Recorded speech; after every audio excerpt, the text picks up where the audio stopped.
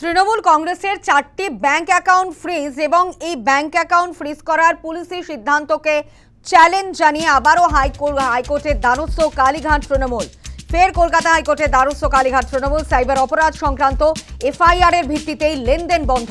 আমরা কথা বলবো, আমাদের সঙ্গে টেলিফোন লাইনে রয়েছেন আমাদের প্রতিনিধি মৌমিতা মিত্র। মৌমিতা, কি জানা যাচ্ছে, কি আপডেট? দেখো, তৃণমূল কংগ্রেসের ইন্ডিয়ান ব্যাংকের যে 4টি ব্যাংক অ্যাকাউন্ট ফ্রিজ করা হয়েছিল পুলিশের তরফ থেকে, সেই সিদ্ধান্তকে চ্যালেঞ্জ করে কলকাতা হাইকোর্টের দ্বারস্থ হয়েছে কালীঘাট তৃণমূল। এবং তাদের যেটা বক্তব্য, আদালতে কালীঘাট তৃণমূলের আইনজীবী যেটা জানিয়েছেন যে মূলত সাইবার অপরাধ সংক্রান্ত এফআইআর রয়েছে এবং তার ভিত্তিতে ইন্ডিয়ান ব্যাংকের ওই অ্যাকাউন্টগুলিতে লেনদেন বন্ধ করা হয়েছে। তবে যেটা দাবি করা হচ্ছে যে ওই অ্যাকাউন্টের মাধ্যমে কোনো বেআইনি লেনদেনের প্রমাণ এখনো পর্যন্ত পাওয়া যায়নি।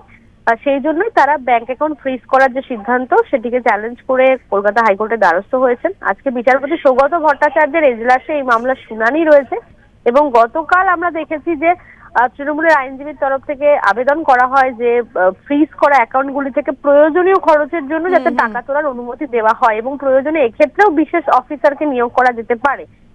আজকে এটাই দেখার যে বিচারপতি সৌগত ভট্টাচার্য তিনি কি নির্দেশ দেন।